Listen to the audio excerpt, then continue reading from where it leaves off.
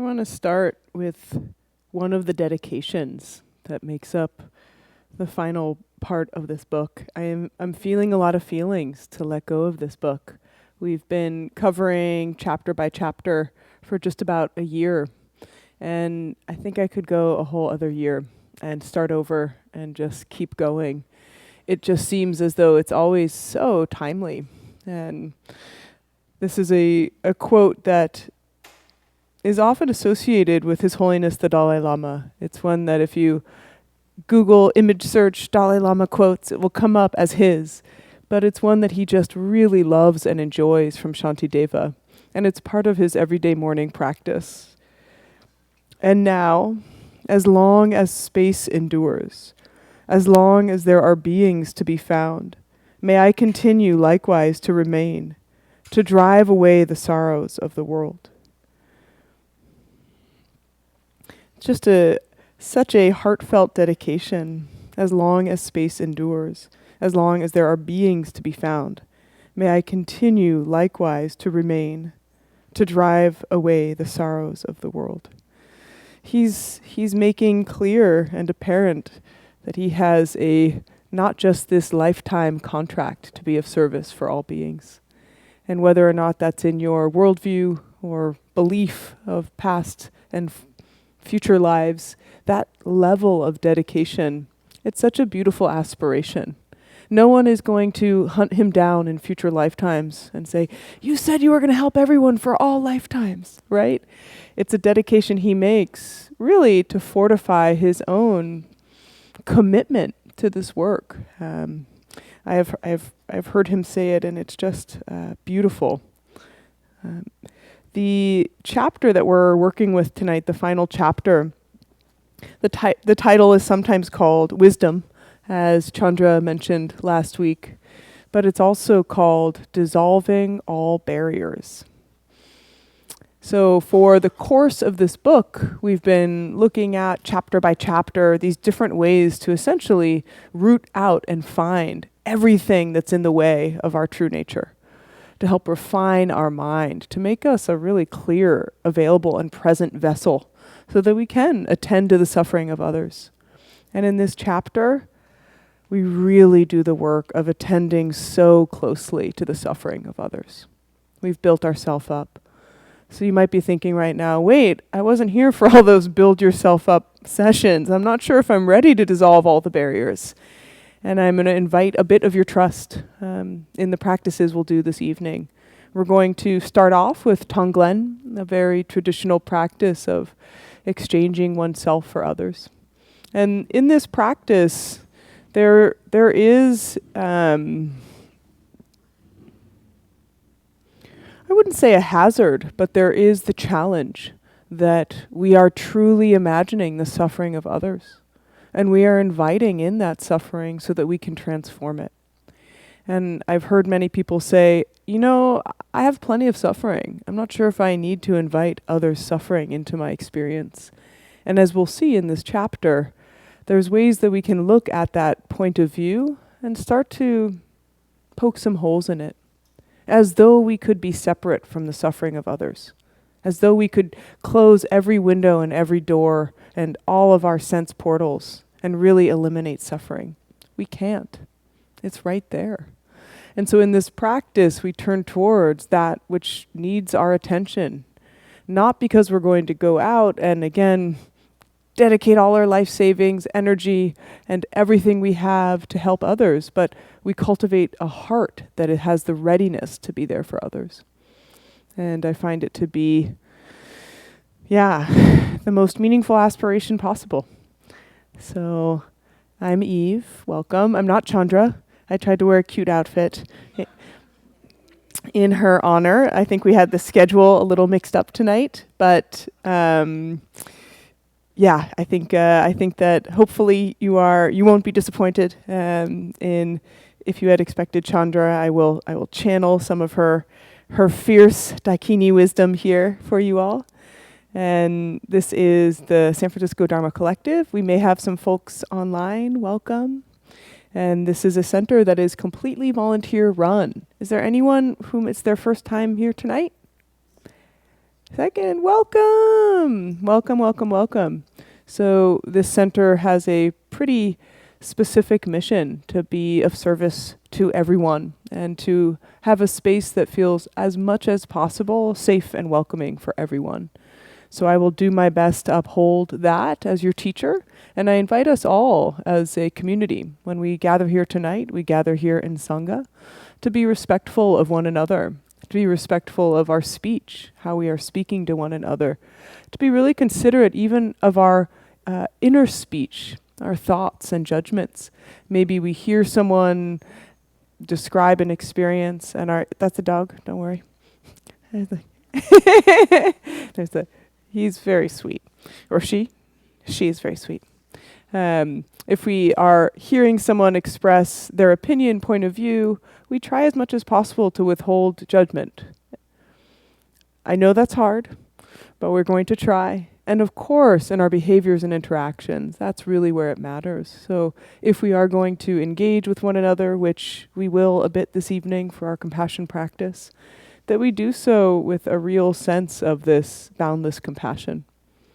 So we consider that each being in this room is a being who wants to be free of pain, a being who wants to know the sources of their suffering and find happiness.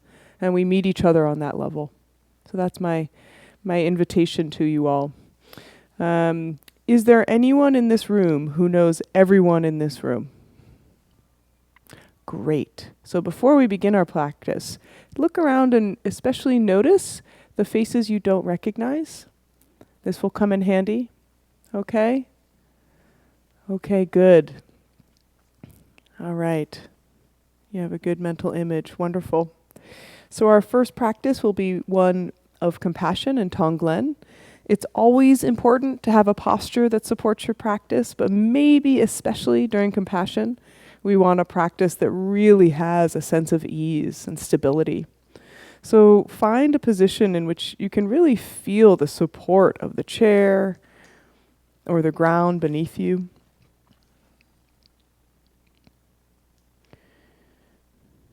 And take a moment to invite a spine that is truly upright, one which is standing as though it were stacked coins on top of one another.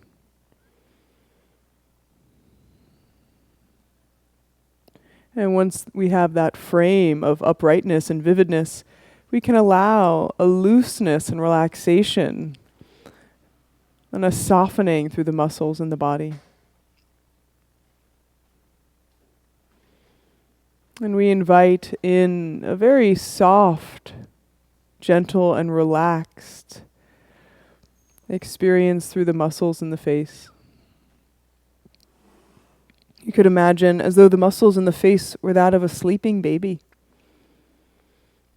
Not a single care in the world.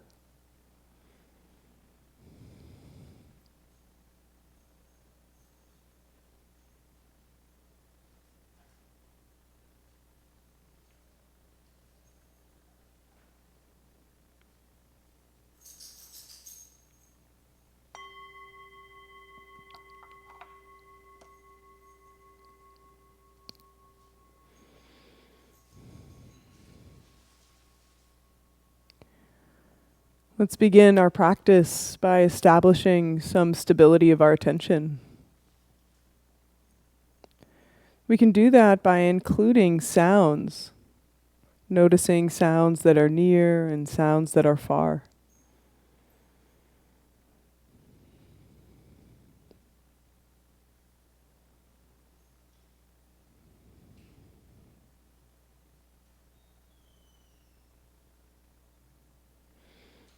When we use sound as the anchor for our attention practice, as much as possible, we withhold judgment about whether or not the sound is something we like or don't like.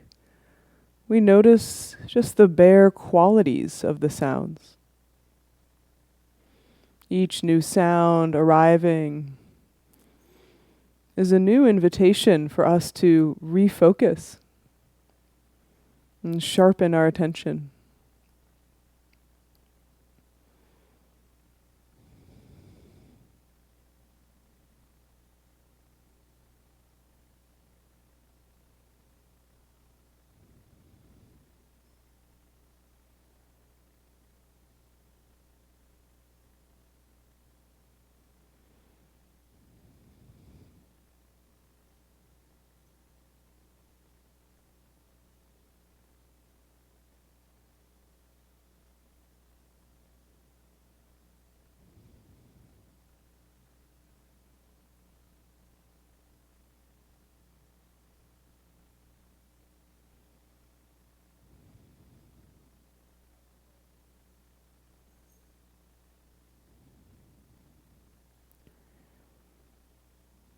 As the mind is readied for whatever new sound arises, we relax and find stillness through the body.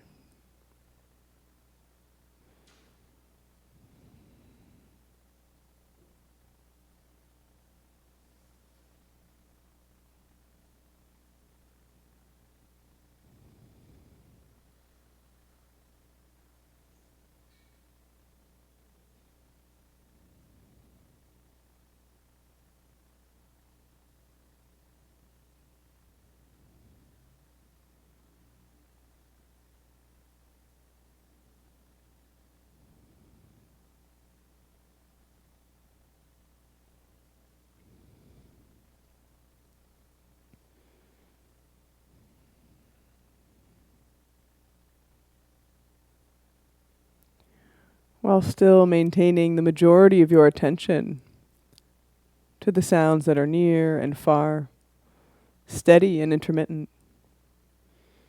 See if you can find the natural rhythm of the breath.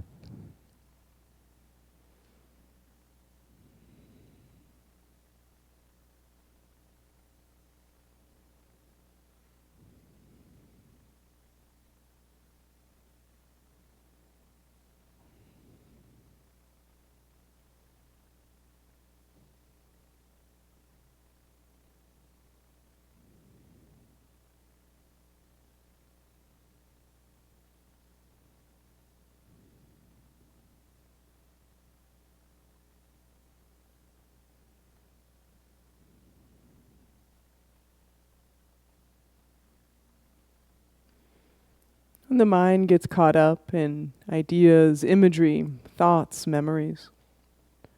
Simply relax, release whatever has captured your attention, and refresh your interest in noticing sound and also being with the natural rhythm of the breath. Being with the inhale, being with the exhale.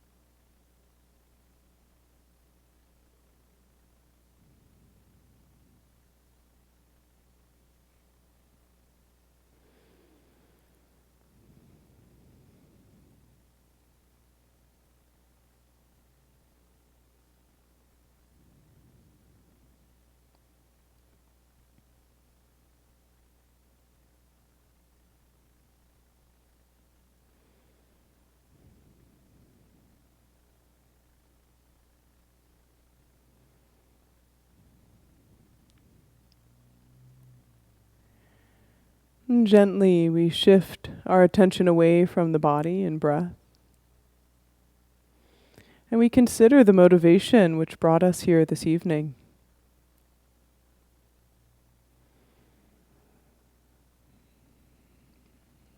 Maybe it was a motivation to be in community or to be in silence,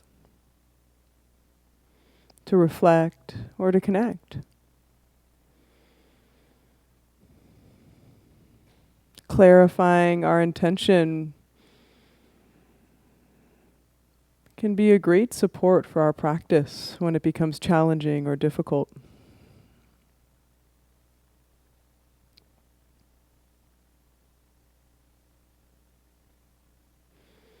Whatever our intention is it possible to recognize that somewhere within this intention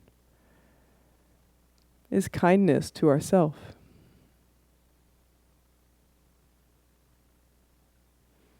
A desire to either alleviate some struggle or difficulty and or highlight some sense of contentment and well-being.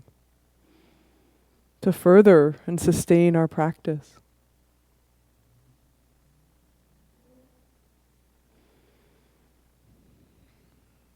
We'll draw on that inner desire for our own happiness and well-being for this compassion practice. That part and piece of us, sometimes which gets buried, but which is never completely absent. Our capacity to deeply care, to feel kindness towards, at the very least, to want to reduce the suffering of our own. We imagine that capacity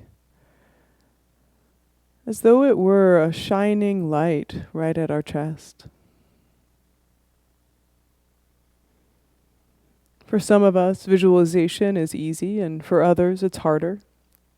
It's okay. It may be more like a feeling or a brief glimpse. What's important is knowing that this reflects a primordial purity, an intrinsic caring, a basic goodness. For the next couple breaths, simply inhale and exhale and feel into this light, this space of caring. Imagining it hovering just in front of your chest.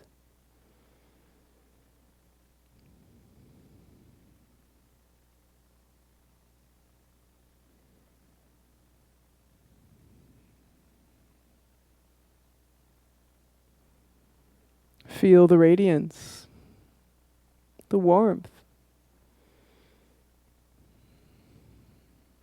We can imagine all sorts of terrible things for ourselves happening.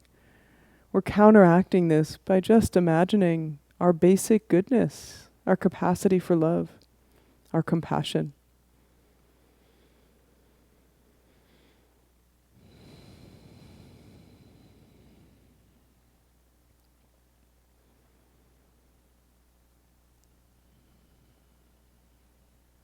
And while still maintaining some awareness of this bright, radiant, compassionate capacity,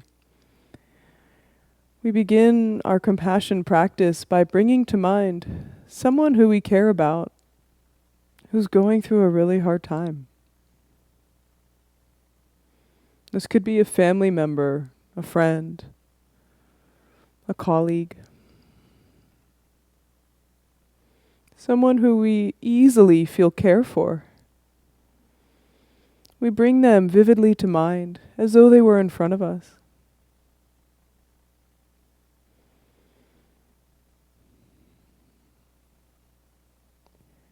And we imagine their struggle, their difficulty. And here is where the exquisite precision of our practice comes in. We don't want to let ourselves get oversaturated and over-identified with their struggle and sadness.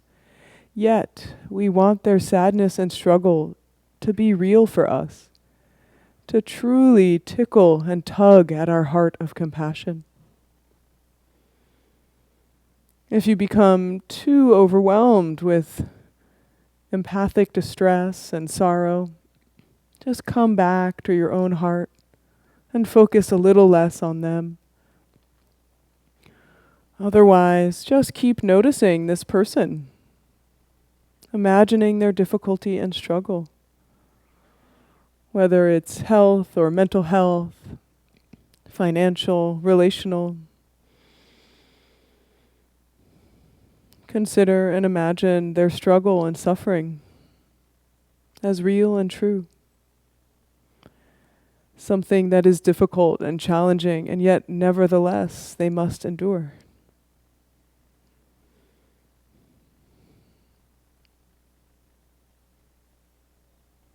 Just a couple more moments with this person vividly in mind.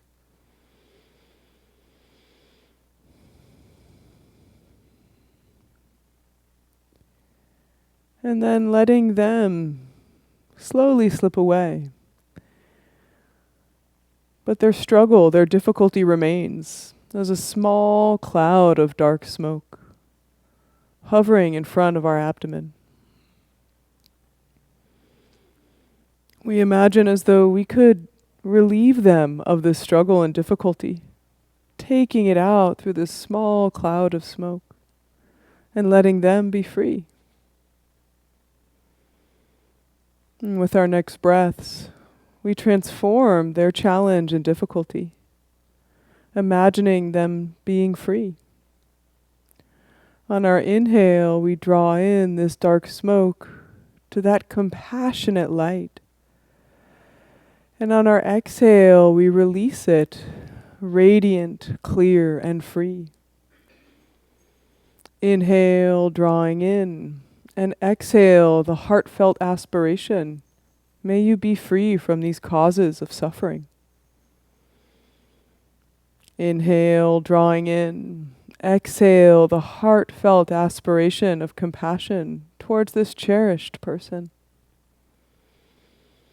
Continuing for a couple more breaths at the rhythm and pacing that's right for you, with words that feel the most meaningful. Importantly, drawing in and extending out clear, light, and free.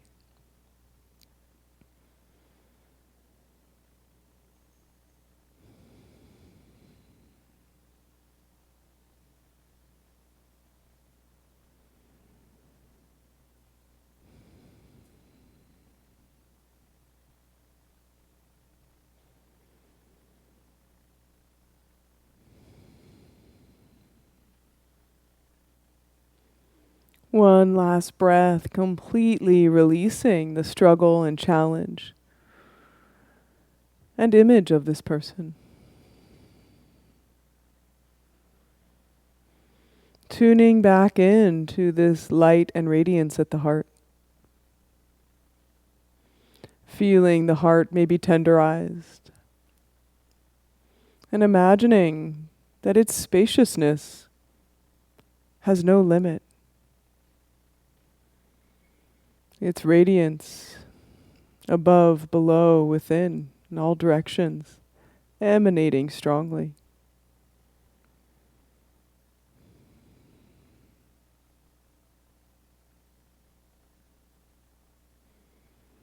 And with this boundless, fortified heart, capacity of care and kindness, I invite you to bring to your mind's eye some of the people in this room who you saw but do not know. You can bring to mind an image of their face one by one or together.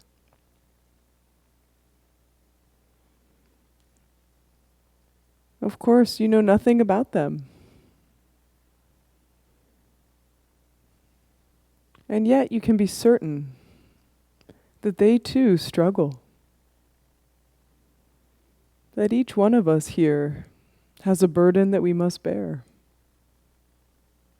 has some form of pain and struggle.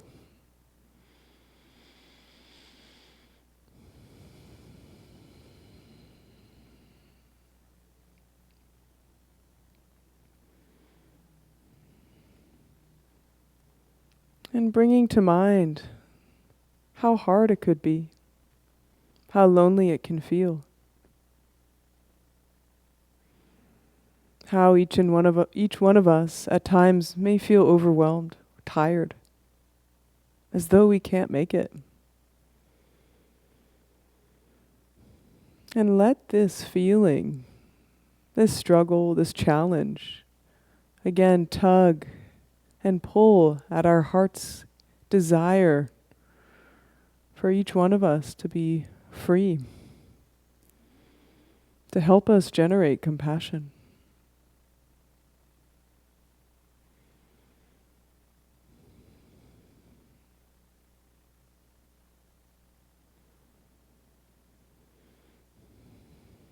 Letting the image of the faces dissolve and leaving in its place, once again, a little dark cloud of smoke, swirling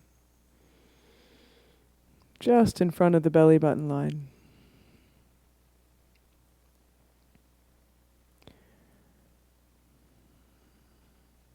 Each one of us is taking on a bit of the struggle and challenge of one another with the heartfelt care and compassion that each one of us could be slightly more free.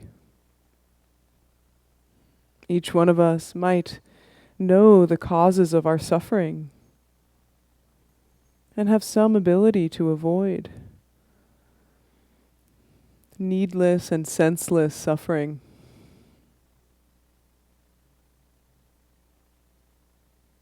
We may not be able to get rid of the pain, but we may be able to help support the loneliness, the worry, the anxiety, the shame.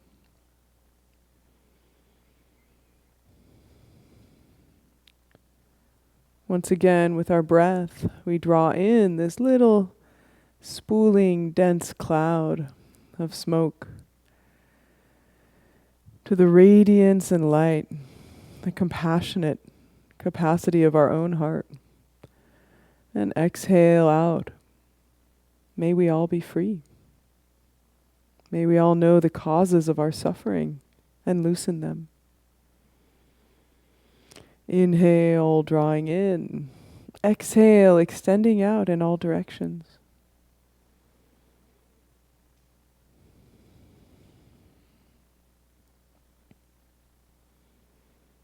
And a couple more times on the rhythm of your own breath. And it's okay if this is harder or challenging, different from the first form. It's okay if there isn't a lot of feeling. This is a practice of exercising, developing our ability to have compassion and to extend it to those around us, known and unknown.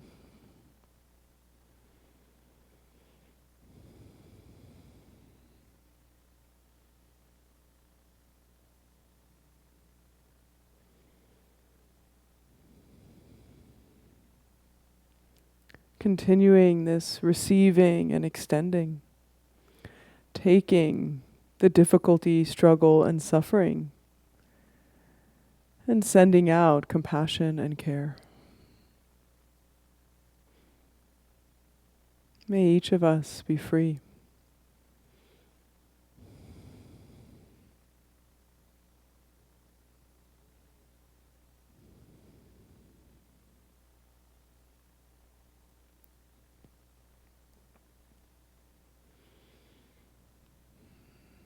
And taking a final breath of extending, and then releasing all intention and aspiration for us in this room. And now we shift to an even wider focus, bringing to mind people we truly don't know. People whose struggle and suffering is clear to us. This could be people struggling and suffering in detention centers at the border. People living under warlike conditions. This could be the entire population who's aging, sick, and unwell. Choose a population whose suffering feels so enormous, so large. And again, invite a real care and curiosity, balancing that thin line between overwhelm and distress and deep, boundless caring. Make the struggles of this group that you choose very real.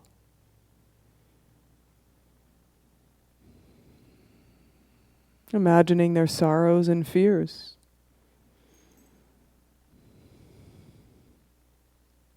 Letting it pull the heart.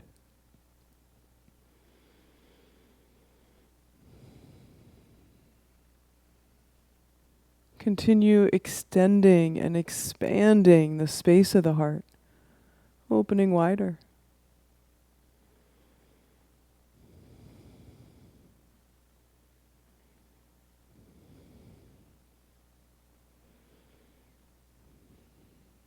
In this expansive, radiating heart, there is room for everything.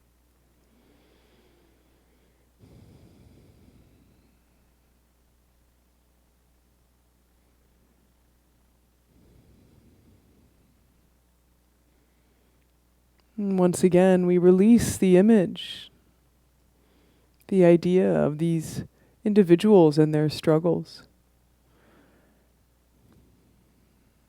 And we're left with this dark cloud of smoke representing their difficulties. And in this courageous act of compassion, we transform this struggle, drawing into the radiance of our heart and extending out in all directions. May these people feel safe. May they know peace. May they find comfort and joy amid the difficulty. May their suffering end.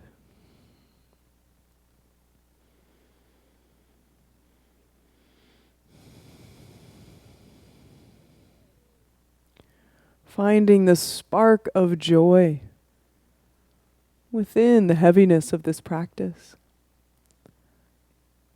Even amid suffering, we can still care.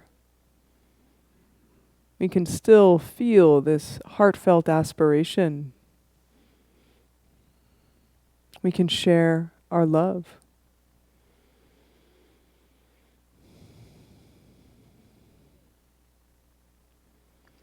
Continue bringing in and extending out. Breaking down all the barriers.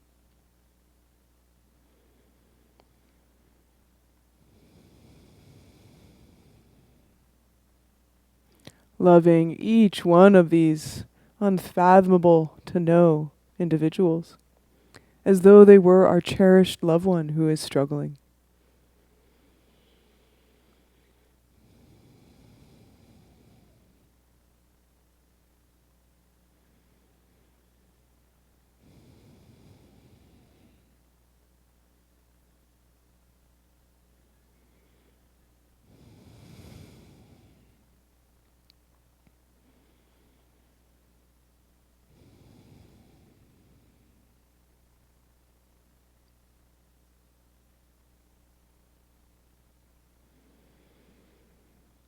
And with one remaining breath, releasing, extending.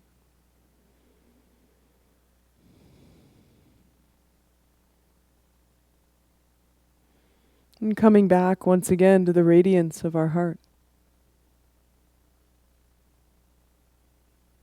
Noticing the tenderness, the openness, maybe the heaviness.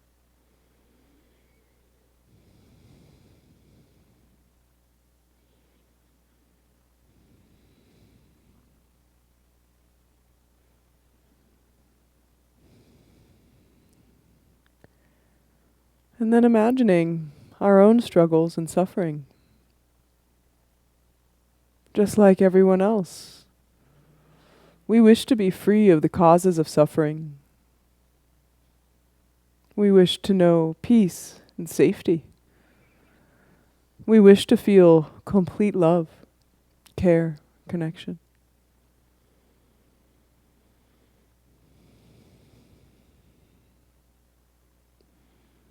Holding ourself within our own heart.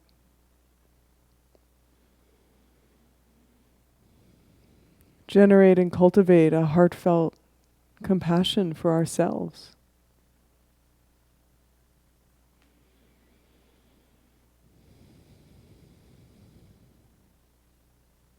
May I be happy. And find the causes of true, sustainable happiness. May I be free from delusion and craving from an idea of separateness. May I be safe and loved.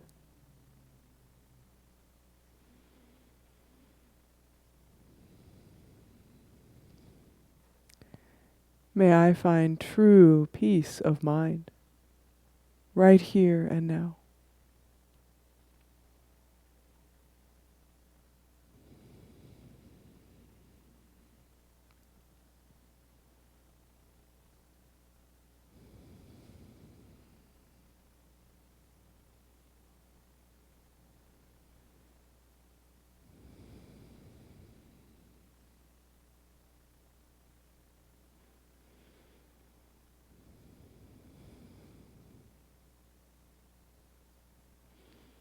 Then with one or both hands on the heart, just bring in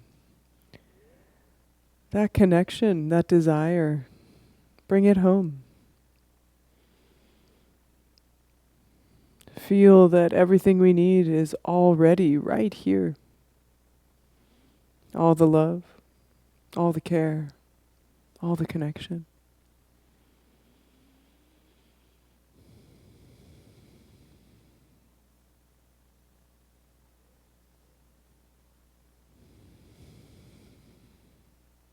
And feel or imagine that there is enough compassion for the struggles of our loved ones, for the struggles of those we don't know,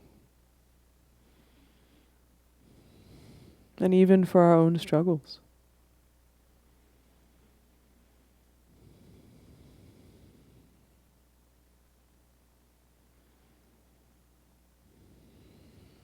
And gently release the palms if they've been at the chest. And take a couple moments to come back to the body and the breath.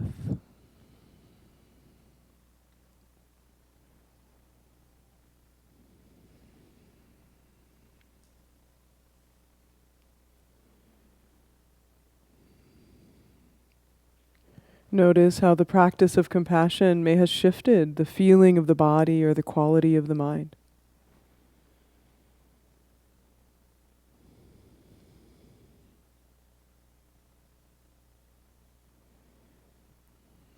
And again, return to finding the natural rhythm of the breath.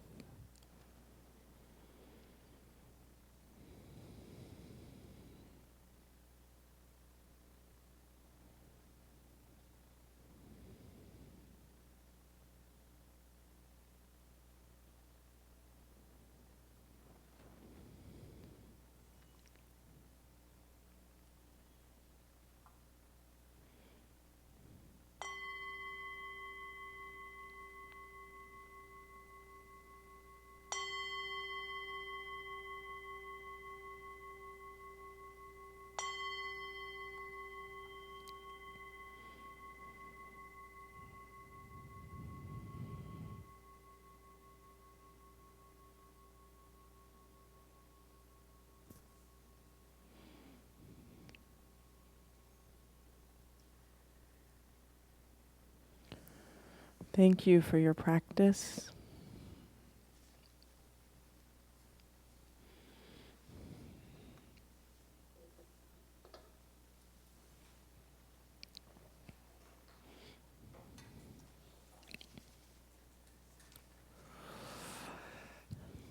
Any reflections, questions?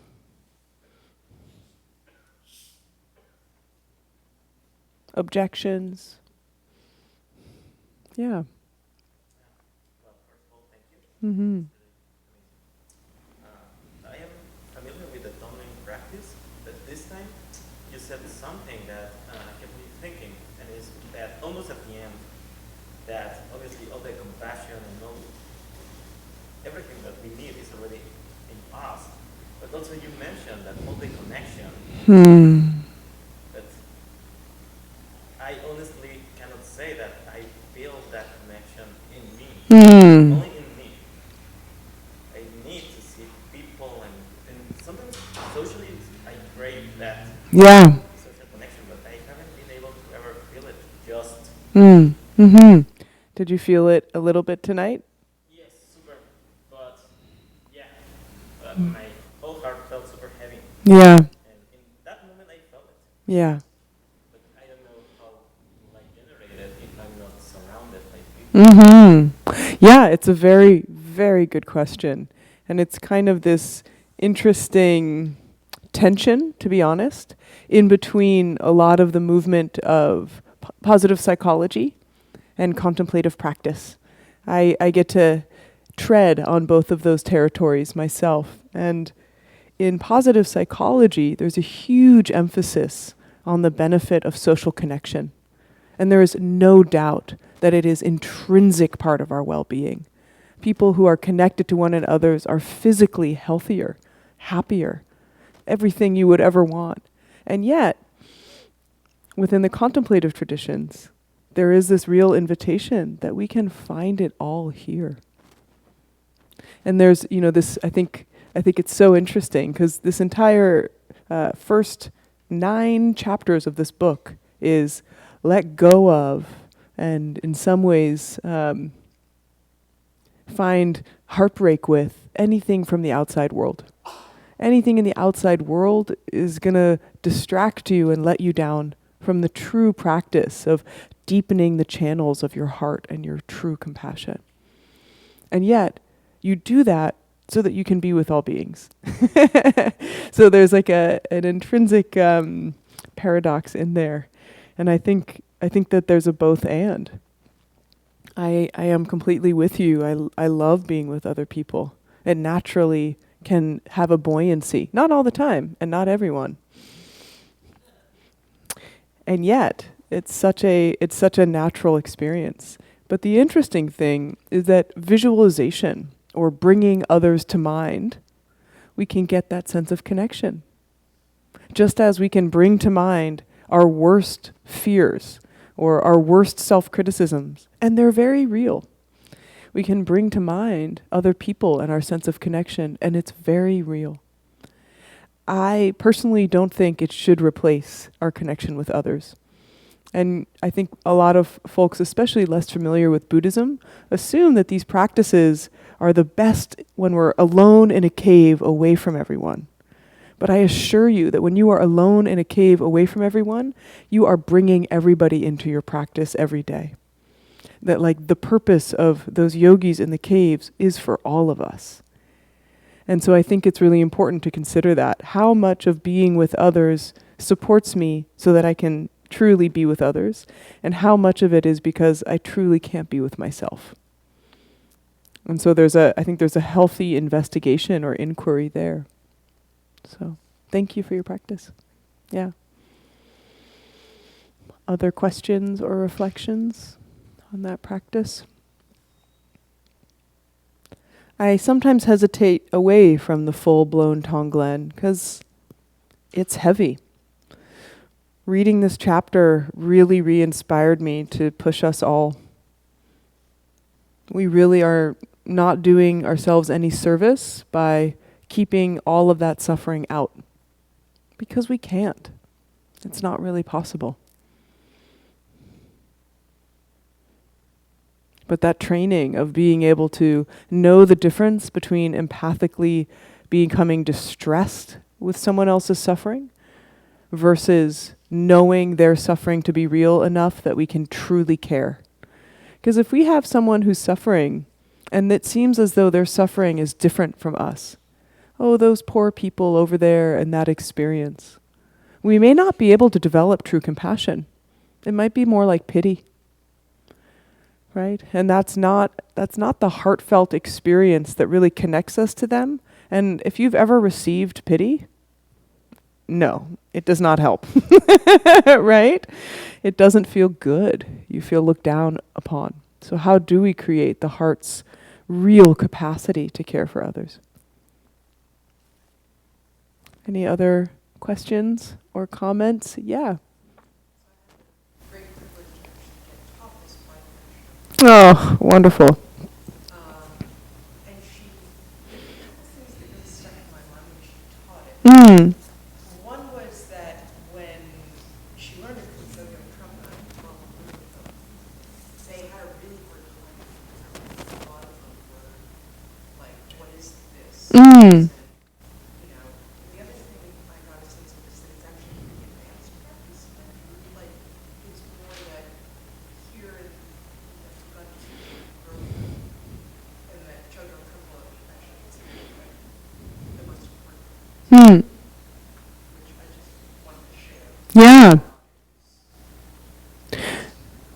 Yeah, I don't know. I think it's a very some people teach it right out of the gates, and that works sometimes, and sometimes it doesn't.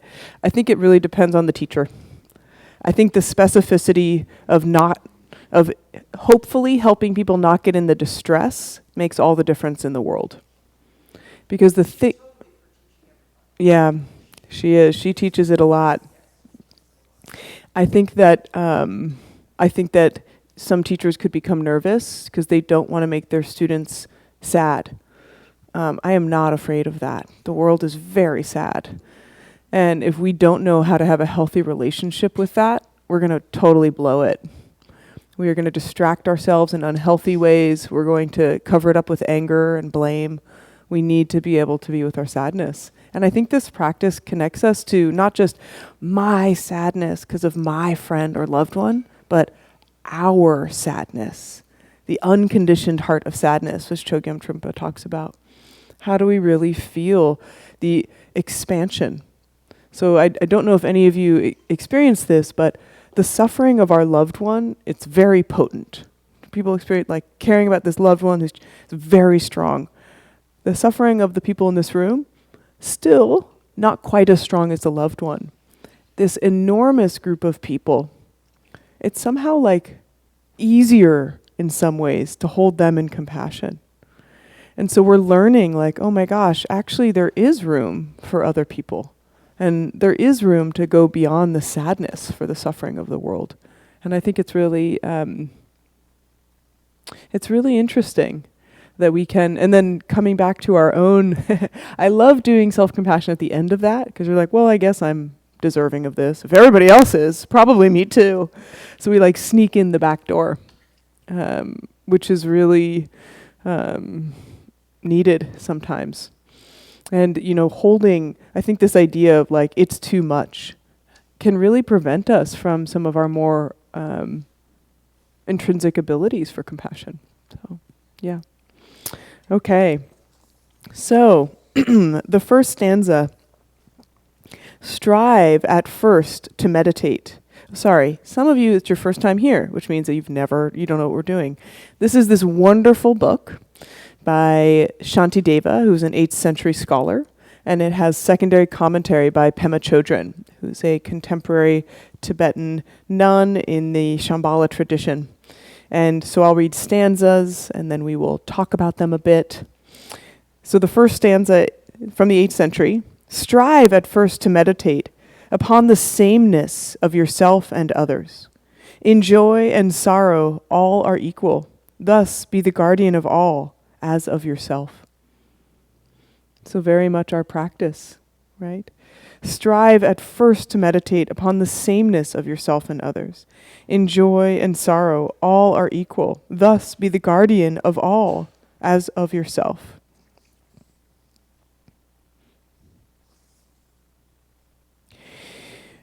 One of the interesting things that this gets at is this myth of separateness, as though we actually were different from anyone else, as though we weren't all connected. At a very basic level, 99.9% of our DNA is shared, right? We are on a planet in which it's all of our home. But this idea of separateness, which creates so much suffering, can really be overcome by these practices, right? We are doing the compassion practice for kind of feeling into the suffering we all share. We could also do empathetic joy, of feeling into the joy that we all share. Next stanza. This one, yes, I really enjoy. The hand and other limbs are many and distinct, but all are one body to be kept and guarded. Likewise, different beings in their joys and sorrows are, like me, all one in wanting happiness. And so Pema writes, the analogy of the body represents one whole with many unique parts. The ear is not the toe, the tooth is not the eye, yet these individual parts also aren't separate. If our toe hurts, our whole body feels it.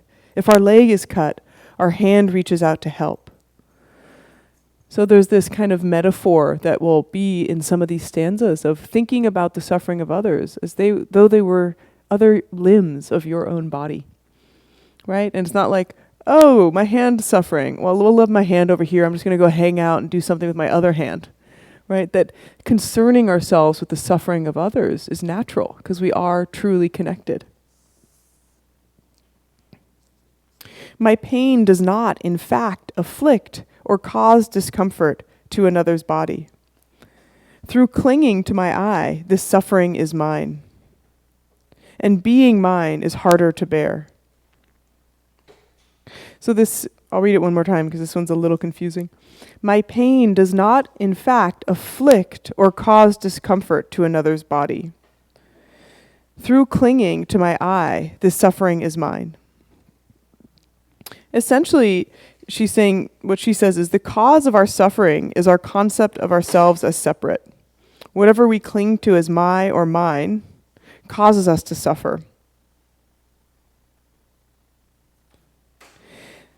It's really interesting because this idea that we can, by bringing in compassion to others, not only feel less separate, but also start to kind of recognize and release some of the specialness of our suffering.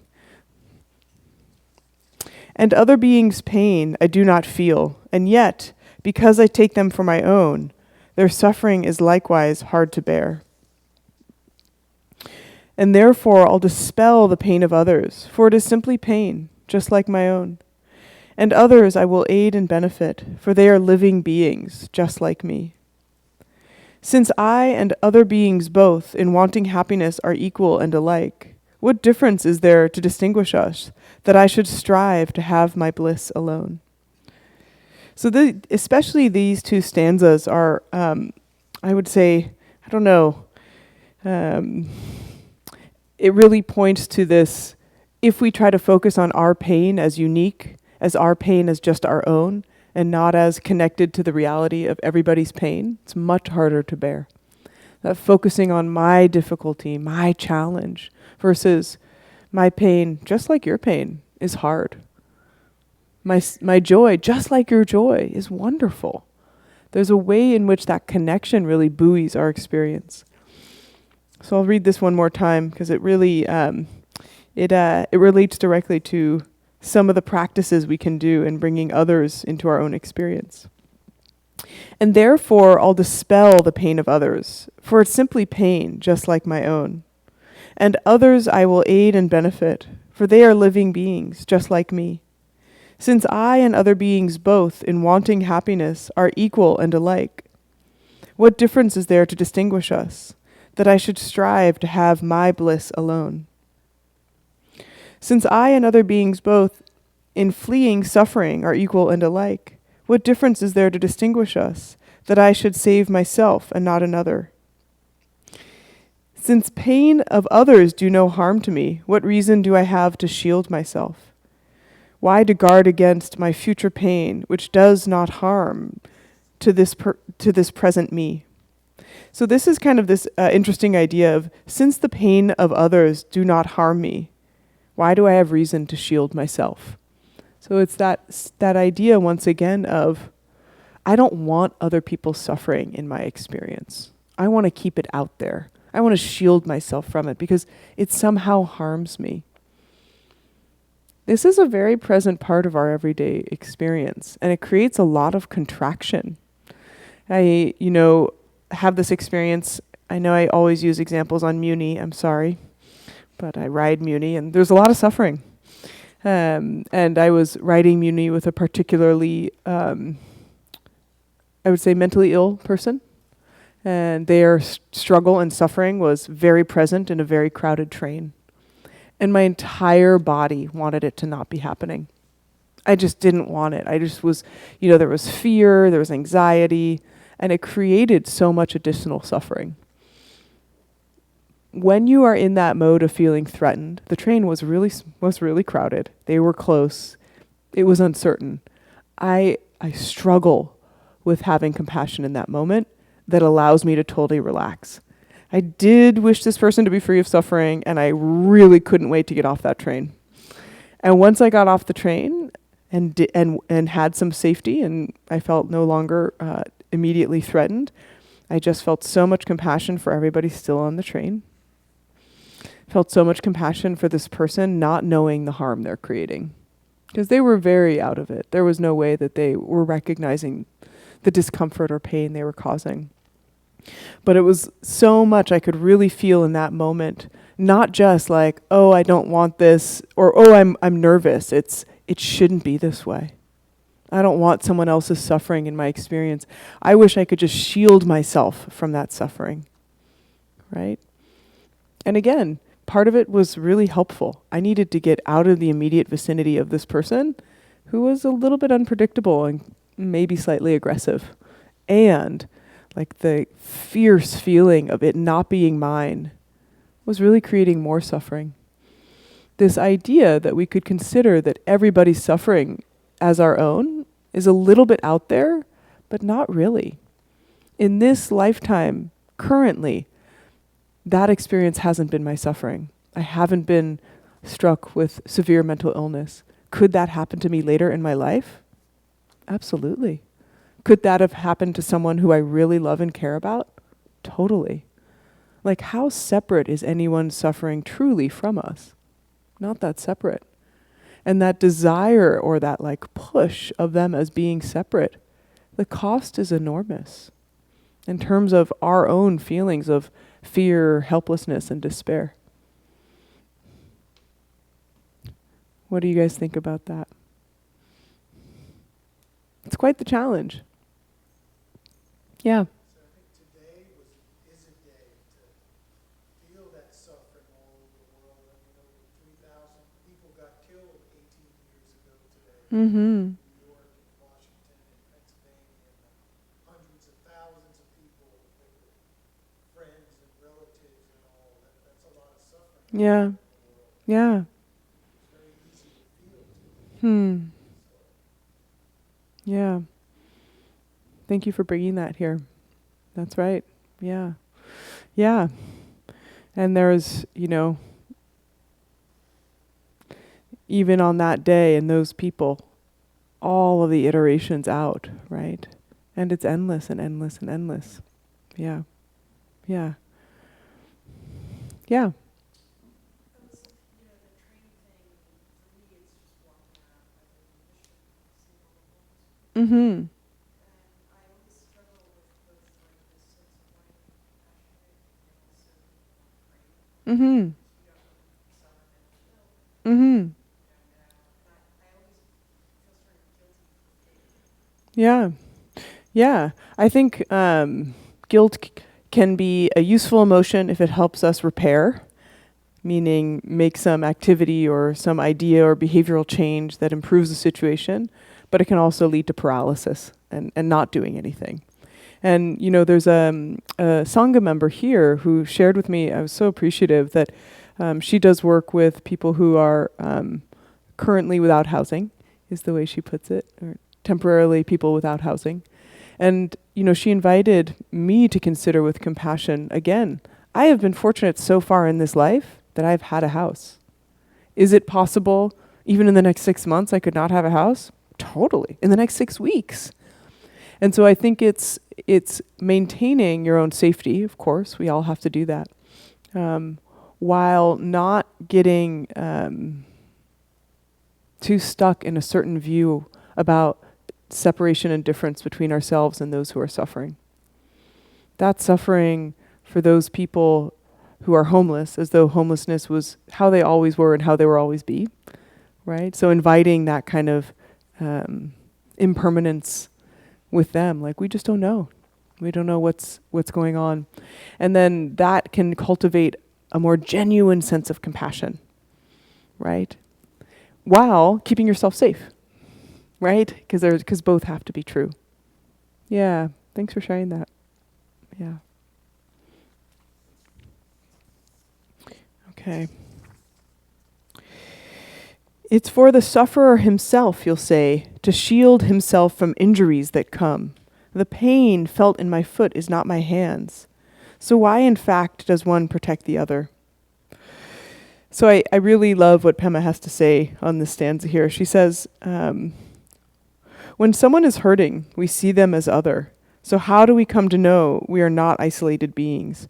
One way is to reflect that by not helping them, we are harming ourselves. Working with this notion again and again, what starts as a practice becomes an understanding. Whatever happens to any of us affects the whole. If you think about it seriously, this type of interdependent thinking makes perfect sense. When we don't take care of one another, I suffer, you suffer, the whole world suffers. It's very simple, right? I mean, I know that for many of you who have been coming here and who are practitioners, this is the bread and butter of Buddhist practice, right? We all are suffering. We are all connected.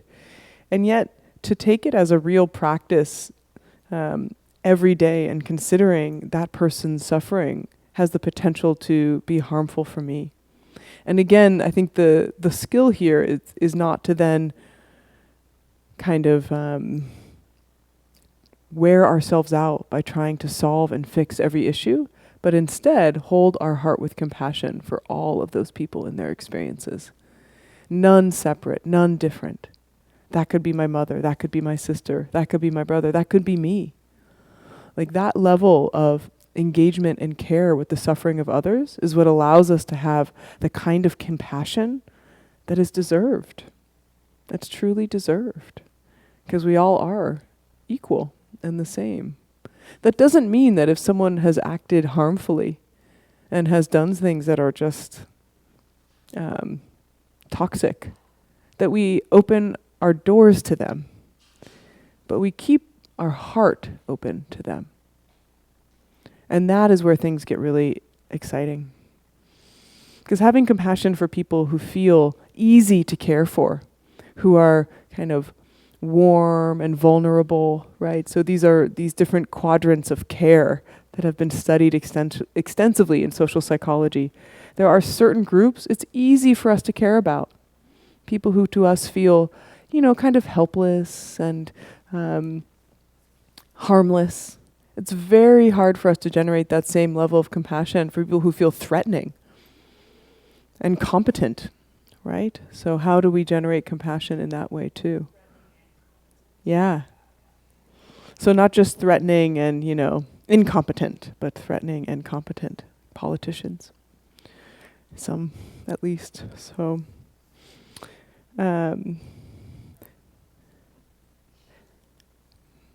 you bring to mind that even though they are destroying the very kind of foundations of happiness by being harmful towards others, they're doing so out of the same desire that we all share, which is to be free of suffering and be happy. Like that, again, I've said this many times, but every time the Dalai Lama starts a speech, he says, all beings share this exact same thing. We want to be free from suffering. We want to be happy. And that's true. You go to the core, most essential humanizing factor. What allows us to put up barriers, what allows us to feel anger and blame and hatred and aversion, all the things that get in the way of compassion, are a true belief that that person is different and other than us. Balance that compassion. You see somebody on the street, you know they're going through all this. So you want to give them $5, but you got a good idea. You're just going to go down to the liquor store and buy another bottle of liquor. Yeah. Or do something that's not going to be a Yeah. positive. Yeah. Yeah. There's the kind of famous line of Pema Chodron, which is drawn from ancient Buddhist wisdom, which is to give up all hope of fruition or to detach from the outcome. So if you want to give $5 because you are moved by your compassion to help, wonderful. But let go of the idea that you know how it will turn out. Like, is that $5 going to buy a BART card to go to a job interview? Probably not, right? But do you still want, from the intention of compassion, to support this person? Yes. So this is where intention, once again, becomes so critical. Having our clear intention that is infused with compassion. We can do almost anything in compassion, right? Any behavior. So one of the famous examples is you can have a very sharp blade that is wielded by someone who wants to do harm and wound another person. You can have a very sharp blade that is wielded by a surgeon that will save a life. Same instrument, maybe even similar kinds of movements, but the intention, the motivation is so different, right? And obviously other things are different too, but that general idea. Thank you for the question. Yeah. I learned a connection to the homeless population when I became housing challenged myself. Mm. I was fortunate that I didn't end up living on the street, but I ended up living in a 10 by 15 office Mm. with my dog. This is after 20 years of having business situation. Mm. I found myself in this place, and there was a moment where I had $100 left to my name, and I had to make a decision between buying medication or buying food. Mm. And so when I lost the mission, which I consider and see people suffering on the street, I lucky that I still had food, Mm. but I was $100 away from being decided, Mm-hmm. less. And being open and less judgmental towards people on the street has actually shown me incredible human connection. Mm. Because it is only the homeless and the housing challenged who say hello to me on a daily basis. Hmm. I have a few people left in the neighborhood who knew who I was, who say hello to me, but really it is the people who are sitting on the corner for years, sitting every morning and ask me where my dog is. Mm. And some of you know that my dog passed away 2 weeks ago, and it is every homeless person in a 5 block area that have noticed that she's Hmm. not with me, Yeah. that have come up to me and given me a hug. That is so beautiful. And to that, I took a lot of classes with George Ross. Mm. He's a fantastic teacher, and he teaches a practice of generosity. He gave us, all the students, dollar bills if we wanted to give away as a practice of generosity with no questions asked. Mm. And some people had a really hard time giving them out, thinking, well, somebody's going to just go and buy heroin or they're going to buy alcohol. And his teaching was, you don't know if that dollar contributes to alcohol that will keep them alive so they don't go into DT. Mm-hmm. So they may be using drugs or maybe using alcohol, which is against what you think your money should go towards. I think they should have food. But maybe that bottle of wine is going to keep them alive and perhaps take them on a different path. So Hmm. it's none of our business. Our business is to practice generosity. Hmm. And so that this is where I come from, is to leave my judgment at home. And if I feel generous, it's unconditional. Mm-hmm. The only way to cross that is unconditional. If it's conditional, it's not generous. Yes. Wow. Thank you. Truly. I love that distinction of our conditional compassion and care, our conditional loving kindness. It's not deepening our practice, and it may make us feel good temporarily, but it will let us down. And I think we see this especially in our close relationships. I love you, I care, I love you for what you give me, right? And then you break up, and then where's that love? And and it's okay, right? Like you don't have to continue with the full force, but if there isn't some deep, ongoing caring for the well-being of that person, was there true, like deep, unconditioned love? And is that our goal? I would say yes. I would say yes. I think, again, not because any one person is so special, but because that's what we all deserve. That's what we all deserve. That's truly nourishing. So, yeah. I'm just gonna say this practice is really easy, like, maybe for some of us, like, I'm so privileged and blessed, I've never had any major economic difficulty in my life, not like buying a $2 million house in the mission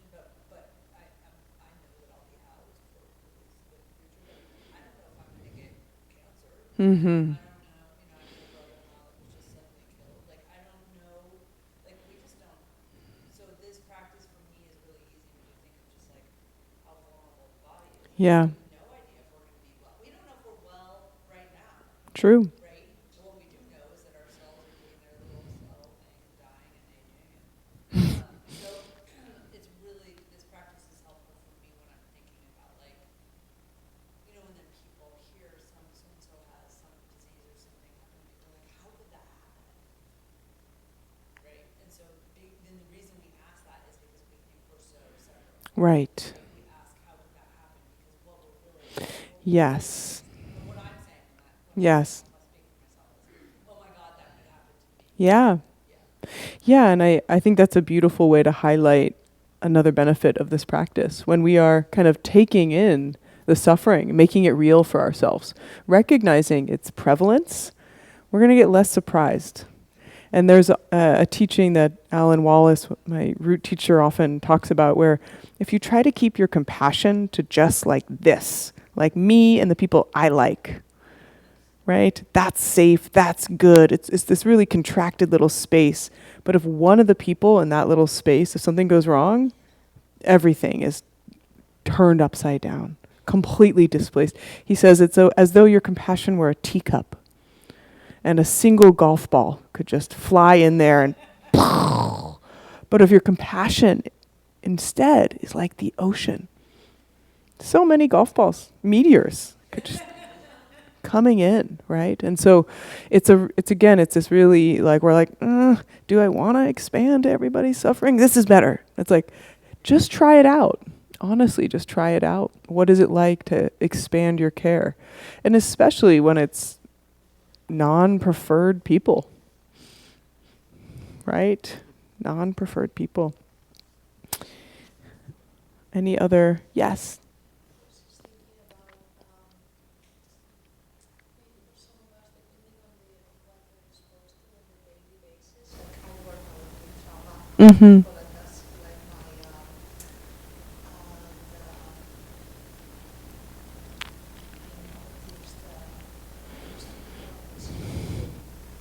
the spiritual somehow my limitations. Yeah. Understanding the because what I notice at times, especially these elections, things that are happening, so I can find myself so dysregulated. Mm-hmm. And kind of like losing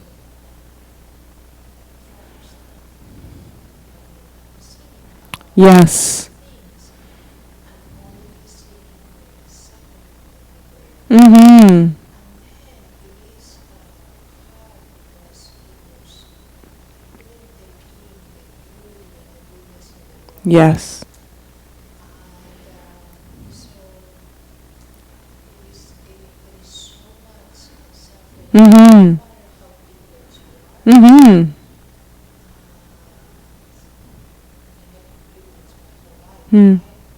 Many times when I'm here, Mm-hmm. and we see it all the time. Yeah, of course. So,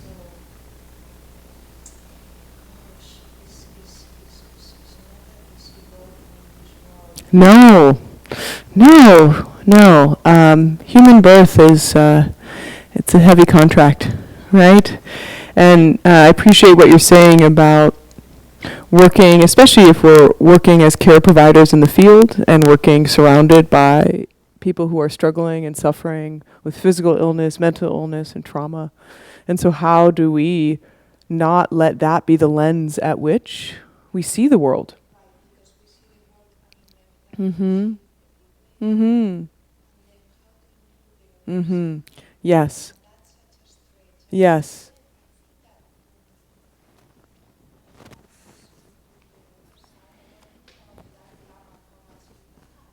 Mm-hmm.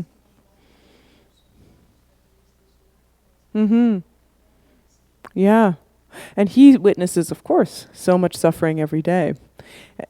And he knows the depth of suffering. I think what's, again, it's it's good to have goals and aspirations of compassionate heroes. Sometimes they're almost overwhelming. I've shared the story before of the Dalai Lama's chant master, and he was who taught him all of his prayers in Tibet. And when he tried to escape in 1959, he was held in a jail for decades. He finally makes it over the border, and he was held in a jail and tortured extensively, right? And that was his life for decades. And the Dalai Lama embraces him and says, "Oh my gosh, I'm so happy to see you. You must have been so afraid. It must have been so hard." And the chant master said, "Yes, I was so afraid. I almost lost compassion for the guards." Right? And you're like, wow, okay, I can do better. Right? And so but it is, and in more and further interviews with this chant master, indeed, he got the interest of the guards who were like, wow, who is this guy who's so kind? Right? And our kindness, even though it may feel as like it's just, a single grain of sand in a whole pit of the tar of despair, like our kindness and our brightness and our beauty that we're bringing to the world, it totally matters. It totally matters. And then it's interesting because, the first chapters here, I might invite you to read back on them. The first chapters are really about dedicating the goodness to all beings as well. So not just taking in the suffering, but if you see a beautiful flower, like we live in such a beautiful city. It's we're confronted with beauty at every turn. And when you see that beauty, like take it in and offer it up. Oh, may this beauty open the heart of so many. May this beauty really be an offering to those who are suffering. So you make even taking in beauty an act of compassion. And I think that can allow us, because when we're faced with so much suffering, it's hard to have frivolous joy, which is a bummer. So you have all this like difficult suffering. You finally have the opportunity to go on vacation and you're like, I should go back to work. There are like a lot of people suffering and I don't want this margarita. Like, let's go back, right? So how do we find something that feels good and meaningful amid all the suffering? And so taking in the beauty and knowing that it can fortify us to fortify others. So I think that's a great, and that's where I'd say positive psychology really excels in showing us that true coping in the face of enormous challenges includes a co-occurrence of positive emotions. Things are terrible. We also find opportunities for awe, opportunities for connection and altruism. My years working in the ER here at SF General, I just saw some of the most amazing acts of kindness. And sometimes between like very unexpected people, right? Like the X-ray tech and the police officer, or the family member of one child who was very sick to another family member of a child who was very sick. And just, it's everywhere if we notice. But the suffering can shut us down when it feels personal. That suffering is so hard, I can't handle it. That suffering is so hard, what if it happened to me? But if we can keep it open, wow, that suffering is hard. Endlessly hard, right? And it's hard to not feel as though things were getting worse in this world. But we have to remain open to the possibility that this might be the right direction forward. Do we know? We have no idea. We didn't make this planet.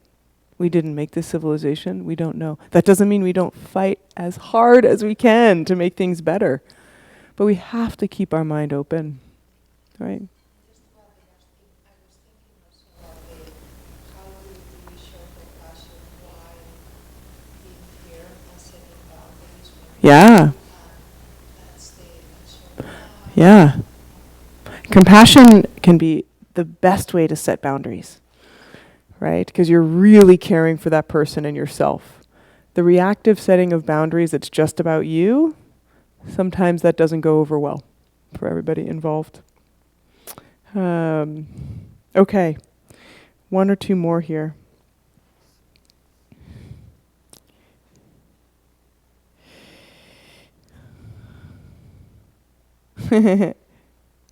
Okay, I love this one. This may be irrational, you'll say. It happens simply through the force of ego clinging. But that which is illogical for both of us should be refuted and dispensed with utterly. Shantideva continues debating with himself. The logic says, ego clinging is the only reason I want to protect my hand and not your hand. To which wisdom responds, exactly. So let's stop justifying ourselves with illogical excuses. We live in a painful, self-centered prison called me. This misperception causes pain for everyone. How do we undercut the self-absorption that separates us? How do we become more broad-minded and open-hearted? We do the practice of just like me. So our final moments together, I'm going to invite us to do a 2-minute just like me. So for those who've done it, you're like, oh God. But for those of you who haven't, you're going to be in for a treat. It's a little bit awkward. I'm just going to say that out loud. But there's no replacement for this practice. To be seen and to see another being as just like you is incredible. So I'm going to invite you to find someone near you. You're going to shift your chairs to be looking at one another and then close your eyes. Okay? Find someone near you, shift your chair towards them, close your eyes. If you don't have a person, raise your hand so you can find each other.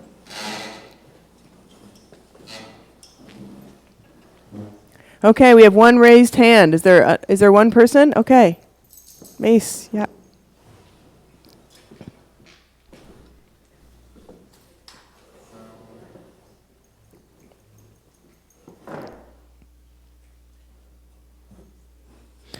So gently close your eyes and find a comfortable seated position. And take a moment to just feel into your body.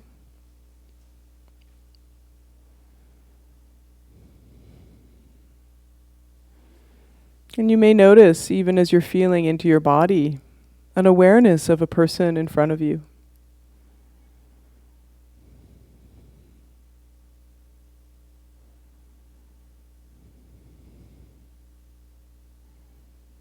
And just feel what it's like to know that there's a presence and a being in front of you. A person who's breathing the same air, supported by the same ground.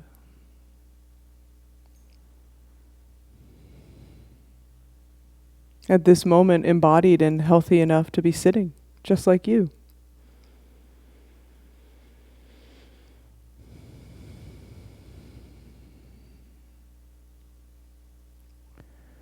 And in this brief practice, we're simply going to open our eyes and take in this person next to us. So gently open your eyes.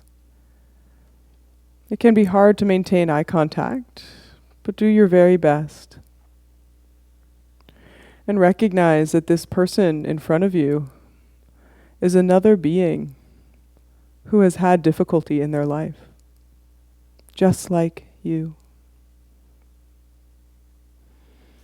This person in front of you has had many joys, successes, just like you. This person on a daily basis seeks feelings of comfort and care. This person wants to be happy, just like you. And this person on an everyday basis still has struggles, challenges and difficulties, just like you. And gently close the eyes, but keeping the image of this person in mind.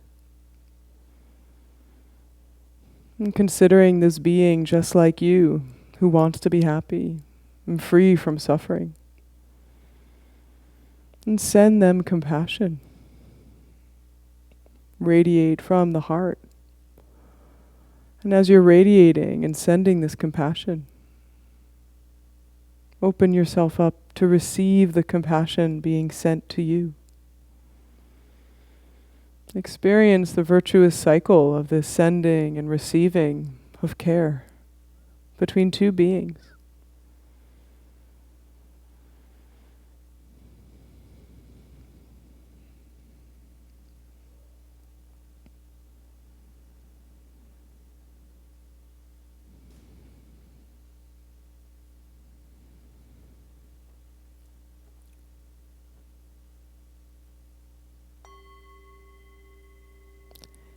can gently open your eyes and thank your partner and introduce yourself.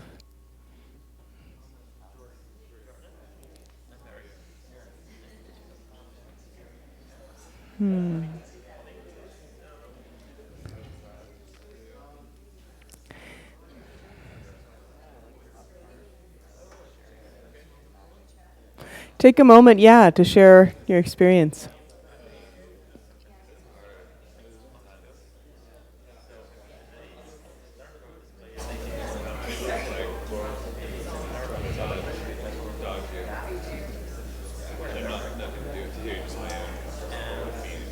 So last week I actually watched the live stream of this session. Hmm.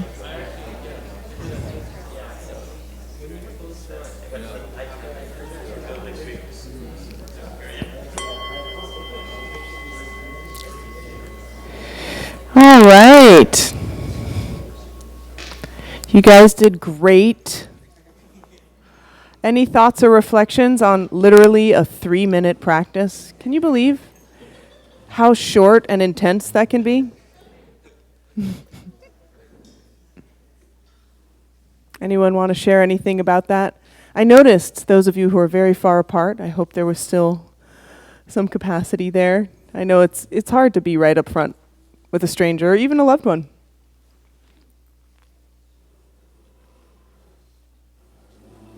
Yes. I felt like this wonderful vortex of giving and receiving. And it really felt like I could see without translation. Mm-hmm. This pure self of yours. Just moved me to tears. Beautiful. Thank you. Yeah. Yeah.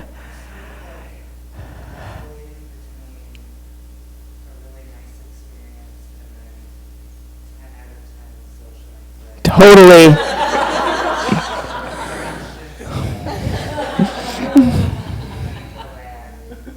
Yes. Yes. It doesn't even get much better over time. I'm with you. Like there's part of it that's like, oh God, no. That's why I said, those of you who know what this is, you're like, oh God. And yet it's so beautiful. It's so simple, right? You're just like, we're just little, sacks of bones and blood and muscle. Like we're just here witnessing each other. Thank you for doing that edge then. Appreciate it. Yeah. And yeah.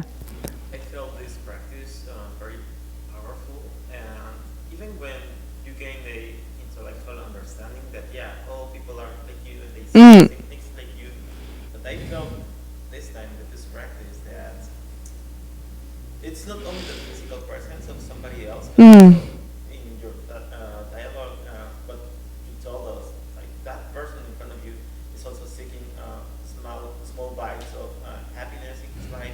He also has his struggles daily. He daily is seeking for acceptance and love. And you start first. I started thinking of every single small thing that I do during the day to try to get happiness. Oh, this friend of mine who also has the same struggle, the same desire, the same clinging, Yeah. the same sense of feeling at ease as well. Yes. And that made it very real. I'm so glad. Yeah. That separateness. It's so pervasive that we think we're different or separate, and so clearly not. Thank you all so much. So I'm going to give us a couple final dedications here from this beautiful book, which will be returned to. I can't let it go. It's so delightful. Okay, 1 second here. Okay. May those who go in dread have no more fear. May captives be unchained and now set free. May the weak receive their strength. May living beings help each other in kindness. May travelers on the road find happiness no matter where they go. And may they gain, without need of toil, the goals on which they set their hearts. May those who put to sea in boat or ship, attain the ports that they desire. And may they safely come to shore, and sweet reunion with their kith and kin. May those who lose their way and stray in misery find fellow travelers, and safe from threat of thieves and savage beasts, be tireless in their journey light. May children and the old, the weak, protectorless, bewildered in the wild and pathless wastes, and those whose minds are dulled and who are insane, have pure celestial beings as their guardians.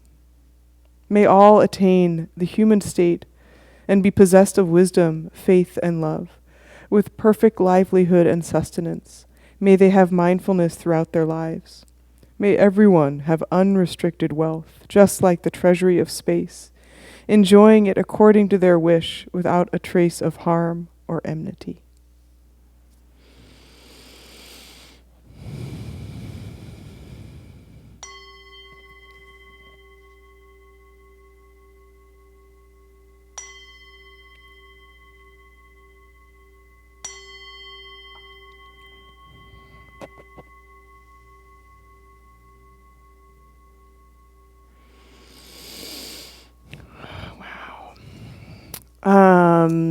Wow. It's been so special being here for this book, and it will continue. I have a couple announcements. Friday night, a dear friend of mine, Dr. Yotam Heinberg, will be here. He is a psychologist who studies compassion and studies fear and studies somewhat of our evolutionary hardwiring towards fear. I'm really curious to see what he'll do here. It's his first time. You should come. The following Friday, I am doing a pretty cool event here. Has anyone in this room heard of Richie Davidson, the neuroscientist of compassion? He's world famous. He's going to be here in conversation with myself and someone who should absolutely be world famous, but she's too cool to be so she's on the underground. She's a contemplative neuroscientist from Spain who really teaches us how to bring all the practices of the Dharma into an embodied way of everyday life, not in a conventional Western approach to well-being, but an approach to well-being that kind of invites the thriving of our intrinsic nature. So I get to be with those two people. It's on a Friday, which is really weird, but that's what we're doing. It's from 1 to 4:30. We'll be guiding activities of meditation and talking about the neuroscience, and you should absolutely come. It's going to be really cool. We're also going to record it and cast it out, but it'll be great to see you all. On the SFDC side, this center is open and here because of your generosity. So unconditionally, please help support this wonderful center. I am fortunate that I get to support your donations. Everything you donate here tonight goes completely to the center. So I get to have my gift of generosity by giving my teacher fee to be here. So please go big. Support this center. We've been here almost a year. It has been outrageously awesome.